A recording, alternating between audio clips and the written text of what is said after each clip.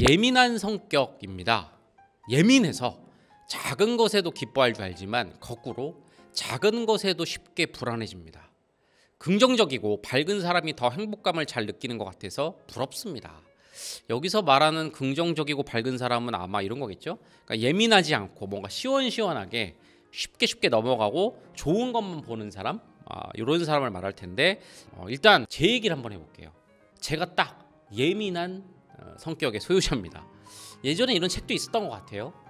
예민한 사람들, 그죠? 세상 주위에 대해서 되게 촉수가 예민하고, 뭐 다른 사람들과 있으면 다른 사람들이 어떤 생각을 할까, 표정은 왜 저럴까, 내가 한마디 했는데 앞에 10사람 있으면 그 10사람의 표정 변화까지도 전부 다 예민해서 어떻게 보면 굉장히 피곤할 수 있는 사람인데, 제가 딱 그렇습니다. 엄청 예민한 사람이에요. 그래서 저도 이런 비슷한 고민을 많이 해봤는데, 일단 정확하게 내가 어떤 사람인지 정의하는 게 되게 중요합니다.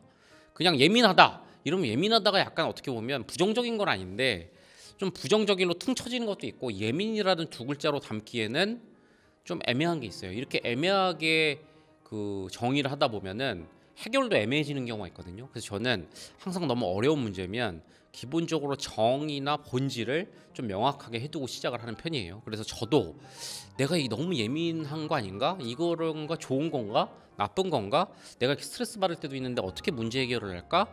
이런 걸 하기 위해서 제일 첫 단계로 이 예민이란 게 뭔지 정의를 해봤는데, 전 이렇게 정의가 됐어요.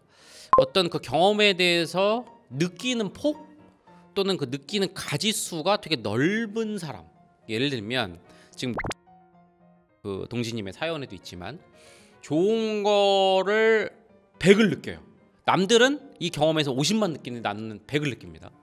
또는 나쁜 거, 또 이분 말처럼 100가지를 느껴요. 남들은 50가지만 느끼는데, 똑같은 경험을 하더라도 느끼거나 포착하거나 하는 폭이나 가지수가 훨씬 더 많은 사람. 일단 이렇게 정의를 했어요.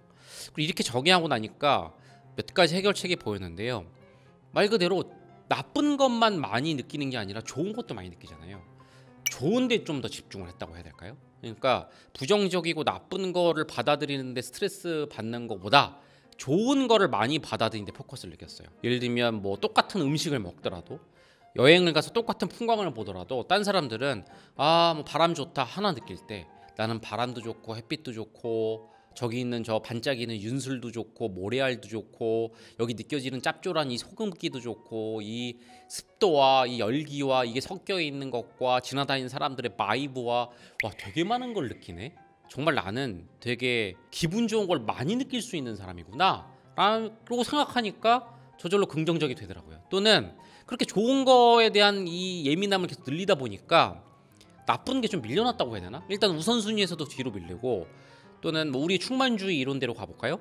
가슴에다가 좋은 걸 가득 채우니까 이 나쁜 거를 담을 어떤 그릇이 좀 모자라서 저절로 그냥 좋은 거로 가득 차는 그런 게 있다고 해야 될까요?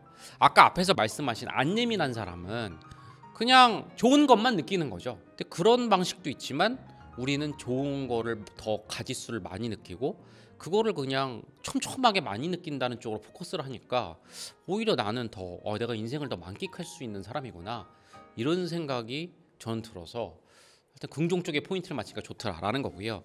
근데 그래도 나쁜 거가 예를 들면 꽉 채웠는데도 내 그릇이 워낙 커. 그래서 나쁜 거가 그래도 들어와. 뒤로 밀려났어도 나쁜 게 막 들어와. 저도 그런 경우가 있었어요.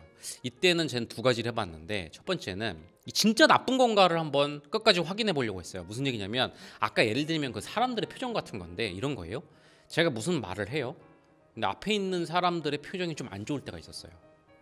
그러면 우리 예민한 사람도 어떻습니까? 내가 지금 말 실수를 했나? 저 사람한테 되게 신뢰되는 매너 없는 얘기를 한 건가? 이러면서 막 상상의 나래가 펼쳐지죠. 근데 중요한 건 내 상상이 항상 맞을 때가 아닐 때도 있다는 거예요. 확인을 했어요. 뭐냐면 대놓고 물어본 거예요. 잠깐, 혹시 내가 지금 말한 게 좀 신뢰가 됐어? 더 구체적으로 왔어요. 왜냐면 내가 방금 말했을 때 너 표정이 약간 이렇게 미간이 찡그러지는 걸 봤거든. 근데 재밌는 게 뭔지 아세요? 그런 식으로 대놓고 확인했을 때 이거는 이렇게 말씀드릴게요. 그냥 제 인생 경험으로 일반할 수 없지만 거의 70% 이상은 제가 생각한 나쁜 게 아닐 때가 되게 많았어요. 네. 뭐 이런 경우도 있었어요. 그냥 그게 아니라 제가 방금 전에 먹은 음식이 소화가 안 돼서 얼굴이 찌푸렸던 건데 우연히 마침이라든가, 또는 어떤 사람은 아무 생각 없었는데요, 근데 무표정이 내가 보기에 뭔가 기분 나빠 보이는 그런 표정을 가진 사람도 있었어요. 그러니까 실제로는 나쁜 게 아닐 수도 있다. 그러니까 너무 예민한 사람들은 막 나쁘다라고 지레 겁먹고 상상의 나래를 펼치는 문제도 있는 것 같아요. 그러니까 그럴 때는 한번 확인을 해봐라 라는 얘기고요. 근데 확인을 했는데 나쁜 건 어떡하죠? 예민한 사람들이 여기까지 갑니다. 그죠? 제가 그런 사람이니까 공감이 되는데, 그 나쁜 거는 이렇게 바라보면 돼요. 개선할 수 있는 기회 아니에요?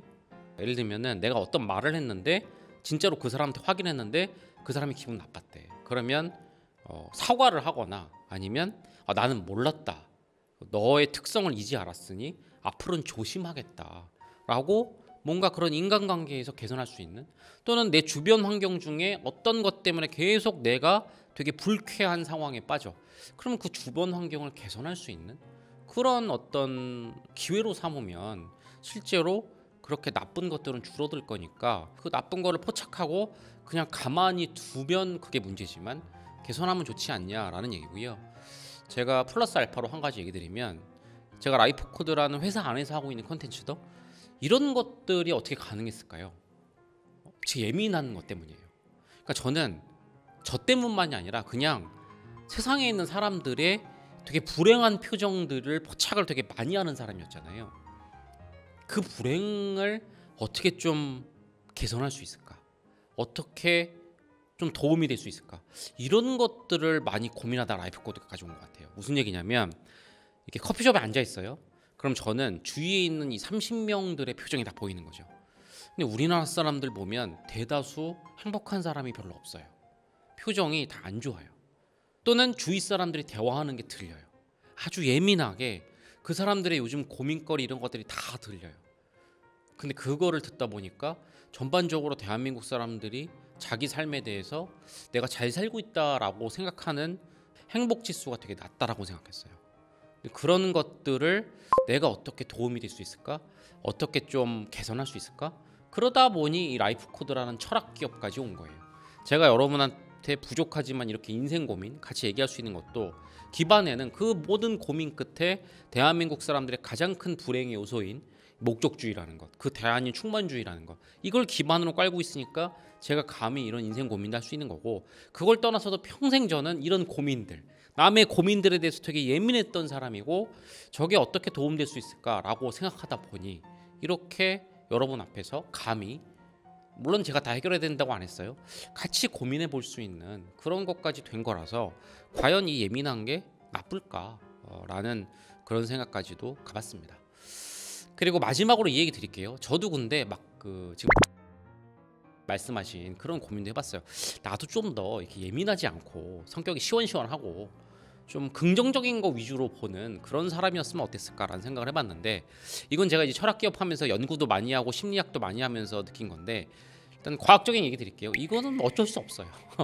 천성이라고 하는데 정확하게는 진짜 선천성도 있어요. 어떤 유전이나 DNA에 속해 있는 거, 그거 플러스 지금까지 내가 살아온 경험의 축적이에요. 나이가 몇인지는 모르겠지만 만약에 30년을 살았으면 30년 동안 축적된 거에 선천성이 결합된 거라, 이거는 뭐 바꿀 수가 없어요. 그냥 나라고 받아들여야 돼요.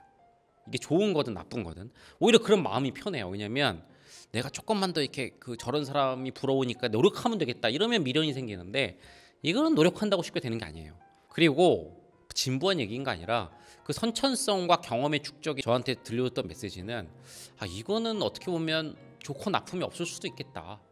이거는 그냥 받아들여야 되는 문제고 각자 다 다른 게 아닌가? 사실 이건 선천성과 그 문제보다 이 고민됐어요. 워낙 예민하니까 저는 성격에 우열이 있을까? 근데 이 성격이라는 거는 남한테 피해를 주는 되게 범죄적 성격이면 모르겠지만 그 외에는 사실 우열을 따지기가 되게 힘들어요. 거꾸로 아까 말한 시원시원하고 긍정적인 것만 보는 성격, 다르게 말할까요? 나쁜 거를 잘 못 보기 때문에 나중에 진짜로 나쁜 일이 닥쳤을 때 미리 대비가 안 돼서 더 유약한 경우도 있어요. 또는 지금 말씀드렸잖아요. 뭔가 사업이란 건 말이에요, 이 어떤 세상에 나쁜 거를 개선하는 거예요. 좋은 거를 더 좋게 만든다고 크게 부가가치가 없죠. 나쁜 거를 개선했을 때 부가가치가 생기는 건데, 그런 사람들은 이런 문제 해결 포착을 못하니까 다 좋은 게 좋은 거니까 사업이 안 될 수 있죠. 그러니까 이렇게 끝까지 가다 보면은 이런 성격은 우열이 없는 것도 있어요. 그래서 종합적으로는 이렇게 말씀드릴게요. 그냥 받아들이세요. 이게 나구나. 저도 그렇게 받아들이니까, 물론 이런 논리까지 결합돼서 제 어떤 철학 기업으로서 연구까지 결합돼서 전 이성적으로도 더 확실해졌는데, 이게 그냥 나구나라고 받아들이면 돼요. 저는 저를 그래서 이렇게 정의했어요. 뭔가 세상을 되게 많이 느끼는 사람, 또는 우리말로 말하면 충만의 가지수가 더 많은 사람, 이렇게 보면 어떨까요? 너무 미화해서 합리화해서 표현한 건 아니고요. 우리가 말한 충만에는 좋은 거, 쾌, 나쁜 거, 불쾌 다 가득 차는 거예요. 나쁜 것도 포함돼요. 하지만 어쨌거나 그냥 좋게 본다면 많이 느끼는 사람, 가지수가 많은 사람, 중립적으로 봐도 나는 원래 그냥 그런 사람이다 라고 하는 게 얼마나 좋을까요? 저는 오히려 이렇게 고민을 이렇게 서술할 정도로 자기 정체성이 뚜렷하다, 나는 이런 사람이다라고 아이덴티파이 할 수 있는, 남과 이렇게 구분해서 자기를 정의할 수 있는 그런 뚜렷한 색깔이 있다는 건 대단한 거다라는 저는 생각을 하기 때문에, 하여튼 제가 말하는 모든 게 그 위로를 위한 합리화라고 하지 말아주세요.